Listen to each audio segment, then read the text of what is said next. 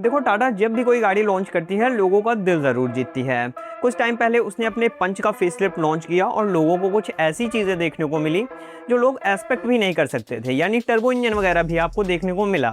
और अब वैसे ही उसने अपने टियागो के फेसलिफ्ट को लॉन्च किया और उसमें ऐसा लग्जरी इंटीरियर दे दिया कि लोग कंफ्यूज हो गए। जो लोग टाटा पंच लेने का प्लान कर रहे थे वो टियागो के फेसलिफ्ट को देखने के बाद कंफ्यूज हो गए कि क्यों ना टियागो का फेसलिफ्ट ले लिया जाए, बढ़िया इंटीरियर वगैरह भी मिल जाएगा और पैसे भी थोड़े बचेंगे। तो चलिए आज की इस वीडियो में हम कंपेयर कर लेते हैं टाटा पंच और टाटा टियागो को। अब कंपैरिजन ऐसा वैसा कुछ नहीं होगा कि इसमें ये फीचर आते हैं, इसमें भी ये फीचर नहीं आते, ये सारी चीज़ें नहीं बताऊंगा।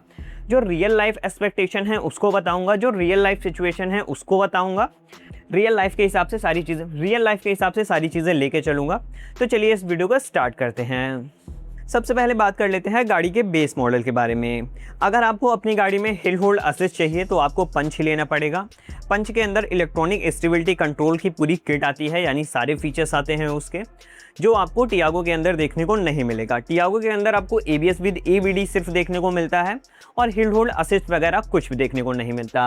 अब देखो, बेस मॉडल के हिसाब से पंच की प्राइस तो थोड़ी सी ज़्यादा है क्योंकि वो एक SUV सेगमेंट की गाड़ी है और टियागो एक हैचबैक सेगमेंट की गाड़ी है। तो प्राइस डिफरेंस तो दोनों गाड़ियों में है, लेकिन पंच में आपको फीचर्स भी एक्स्ट्रा देखने को मिल जाते हैं। सबसे पहले तो आपको इसके अंदर SUV स्टैंड्स मिलेगी, SUV लुक वाली गाड़ी मिलेगी। दूसरी चीज़, पंच के बेस मॉडल से ही LED हेडलैम्प सेटअप आना स्टार्ट हो जाता है। टियागो के बेस मॉडल में आपको नॉर्मल हाइलोजन हेडलैम्प सेटअप मिलेगा। पंच के अंदर आपको कीलेस एंट्री मिल जाती है, यानी रिमोट लॉकिंग वाला सिस्टम मिल जाता है, जो आपको टियागो के अंदर नहीं मिलता। टियागो के बेस मॉडल में आपको सेंट्रल लॉकिंग ज़रूर देखने को मिल जाता है, लेकिन रिमोट लॉकिंग वाला फीचर नहीं मिलता। इसके अलावा जैसा मैंने आपको बताया, पंच एक SUV प्रोफाइल के साथ आती है, तो उसमें आपको हाई ग्राउंड क्लियरेंस देखने को मिलेगा और बेटर रोड प्रेजेंस भी देखने को मिल जाएगी पंच के अंदर, जो आपको टियागो के अंदर थोड़ा सा नहीं मिलेगा क्योंकि ये एक हैचबैक सेगमेंट की गाड़ी है, तो गाड़ी थोड़ी सी छोटी लगती है। इन सब के अलावा पंच के बेस मॉडल से ही 15 इंच का टायर साइज़ देखने को मिल जाता है। हाँ, दोनों गाड़ियों में स्टील व्हील देखने को मिलेगी, लेकिन टियागो के अंदर सिर्फ 14 इंच का टायर साइज़ मिलता है बेस मॉडल के अंदर। बाकी फीचर्स वगैरह की बात करें तो फीचर दोनों गाड़ियों में ज़्यादा कुछ मिलते नहीं, लेकिन हाँ, पंच के अंदर आपको 2 पावर विंडो देखने को मिल जाएंगे फ्रंट के साइड, लेकिन टियागो के अंदर वो भी फीचर नहीं मिलता, चारों के चारों मैनुअल विंडो मिलते हैं। अब बात आती है इंटीरियर की। जैसा मैंने आपको वीडियो के स्टार्टिंग में ही बताया था, टियागो में काफ़ी बढ़िया इंटीरियर मिलता है। अब मैं ऐसा नहीं कहूँगा कि पंच में काफ़ी बेकार मिलता है, टियागो में बहुत अच्छा मिलता है। इंटीरियर डिज़ाइन और प्रैक्टिकल चीज़ें अलग हैं। अगर इंटीरियर डिज़ाइन देख के गाड़ी ले रहे हो तब आप एक दिन रिग्रेट करोगे कि काश मैं वो गाड़ी ले लेता, उसमें थोड़ी सी डिज़ाइन तो अच्छी नहीं मिलती लेकिन चीज़ें तो अच्छी मिलती। तो डिज़ाइन और रियल लाइफ कंडीशन दो अलग चीज़ें होती हैं, तो आपको रियल लाइफ कंडीशन लेके चलनी चाहिए। देखो, पंच एक SUV प्रोफाइल के साथ आती है, तो उसकी सारी चीज़ें SUV हिसाब से डिज़ाइन की गई है। लेकिन यहाँ पे मैं आपको एक बात ज़रूर कहना चाहूँगा कि आप टियागो से पंच पे तभी स्विच होना जब आपका बजट थोड़ा सा बढ़िया हो, यानी आप 1-1.5 लाख का बजट बढ़ा सकते हो बिना किसी स्ट्रेस के, लोन ज़्यादा न लेना पड़े, स्ट्रेस दिमाग पे ना हो, तब आप पंच पे स्विच हो जाना, तब आपके लिए काफ़ी बढ़िया है। लेकिन अगर ये चीज़ प्रॉब्लम कर रही है, आपका बजट एकदम सा टाइट है, बजट नहीं बढ़ा सकते, तब आप हैचबैक ले लेना, क्योंकि अगर आप एक फर्स्ट टाइम बायर हो तब आप हैचबैक भी ले सकते हो। अब टियागो लेने के भी आपके कई सारे एडवांटेज हैं। सबसे पहला तो वेट गाड़ी का कम है, जिसकी वजह से आपको इंजन परफॉर्मेंस काफ़ी बढ़िया मिलेगी। अगर आप जानते होंगे तो दोनों गाड़ियों में सेम इंजन मिलता है, 1.2 litre natural aspirated petrol engine, बस 1-2 bhp का फ़र्क है, जो ट्यूनिंग थोड़ी सी अलग हुई है। बाकी सारी चीज़ें सेम ही मिलती हैं, सेम ट्रांसमिशन मिलता है, इंजन बिल्कुल सेम ही है, दोनों रेवर्ट्रॉन पेट्रोल इंजन है। अब देखो, वेट कम होने की वजह से इंजन परफॉर्मेंस तो थोड़ी सी बेटर मिलेगी ही, लेकिन इसके अलावा आपको माइलेज भी पंच के कंपेयर में थोड़ी सी बढ़िया मिलेगी। हाँ, अब मैं ये नहीं कहूँगा कि 7-8 किलोमीटर का डिफरेंस आएगा, नहीं, 1-2 किलोमीटर का तो डिफरेंस आएगा ही, कितना भी कर लो। स्पेशली अगर आप सिटी में ड्राइव करते हो तब आपको माइलेज डिफरेंस देखने को मिलेगा। इसके अलावा टियागो के लेने का जो दूसरा एडवांटेज है वो है कि अगर आप थोड़ी सी गली में रहते हो, इसको ले जाने में काफ़ी आसानी होगी, पार्क करने में, यू टर्न करने में काफ़ी ज़्यादा प्रॉब्लम नहीं होती। छोटी सी गाड़ी है, थोड़ी सी जगह पे यू टर्न हो जाती है। लेकिन हाँ, टियागो के अंदर एक चीज़ की कमी है, ग्राउंड क्लियरेंस की। पंच के कंपेयर में इसकी ग्राउंड क्लियरेंस थोड़ी सी कम है, और अगर 4-5 लोग बैठ जाते हो तो ग्राउंड क्लियरेंस एकदम ना के बराबर बचती है। अगर थोड़े से भी गड्ढे हैं तो गाड़ी नीचे लगने का डर लगा रहता है, तो ग्राउंड क्लियरेंस थोड़ी सी कम है। और जो स्पेस है ना, केबिन स्पेस इस गाड़ी का, वो भी थोड़ा सा कम है। 5 लोग आसानी से इसमें नहीं आ सकते, थोड़ी देर के लिए आ सकते हो, लेकिन अगर लॉन्ग ट्रिप है तो लॉन्ग ट्रिप के लिए तो ये गाड़ी बनी नहीं है। लेकिन हाँ, सिटी में भी आपको थोड़ी सी कंजेस्टेड तो लगेगी ही, अगर आप 5 लोग बैठ के चलते हो तब आपको थोड़ी सी प्रॉब्लम होगी। इस मामले में तो टियागो थोड़ी सी छोटी है, वहीं पंच थोड़ी सी बेटर फील होती है। 5 लोग आप आसानी से तो नहीं कहूँगा, लेकिन हाँ आराम से आ सकते हो, ज़्यादा दिक्कत नहीं होगी कंपेयर टू टियागो। अब पंच के बारे में बात करें तो उसको भी लेने के कई सारे एडवांटेज हैं, कई सारे डिसएडवांटेज हैं। अब आप अपने हिसाब से देख लीजिएगा क्या आपको चाहिए। तो देखो, सबसे पहले तो माइलेज कम ही मिलेगी। टियागो के कंपेयर में पंच में माइलेज थोड़ी सी कम मिलेगी। पावर हो सकता है थोड़ी बहुत फील हो, सेम गाड़ी है, सेम इंजन है, ट्यूनिंग थोड़ी सी डिफरेंस है।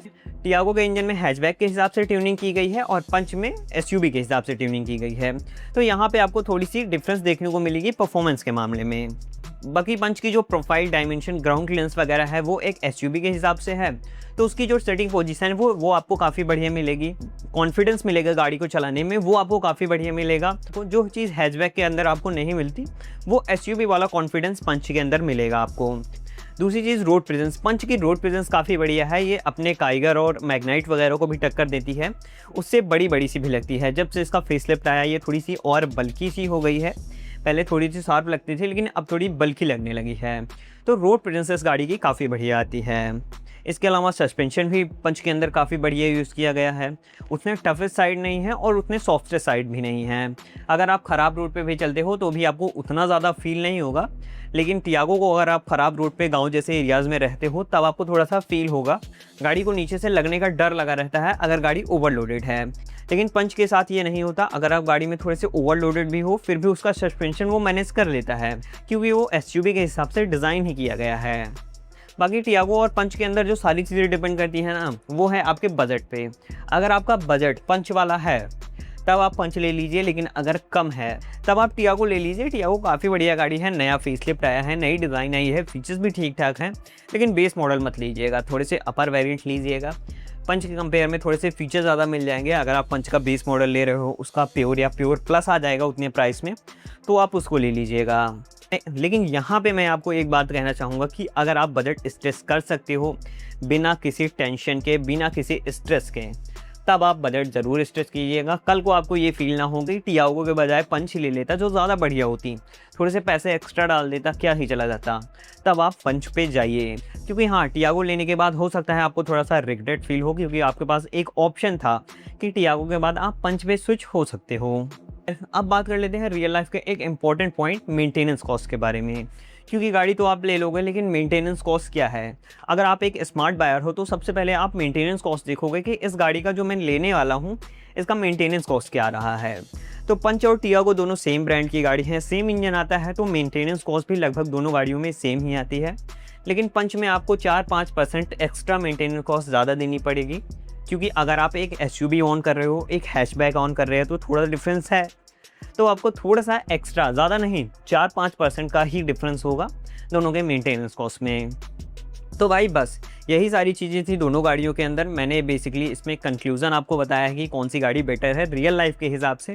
इसको आप कंपैरिजन मत समझ के चलिए, मैंने इसमें कुछ कंपेयर नहीं किया है, बस दोनों गाड़ियों को बताया है कि कौन सी आपके लिए बेटर रहेगी।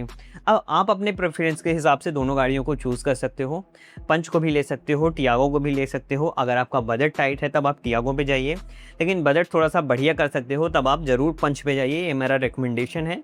तो भाई बस इस वीडियो में इतना ही था, इस वीडियो को एंड करते हैं। अगर वीडियो अच्छा लगा हो तो लाइक कर दीजिएगा, चैनल पर नए हो तो सब्सक्राइब कर दीजिएगा। मिलते हैं नेक्स्ट वीडियो में, थैंक यू।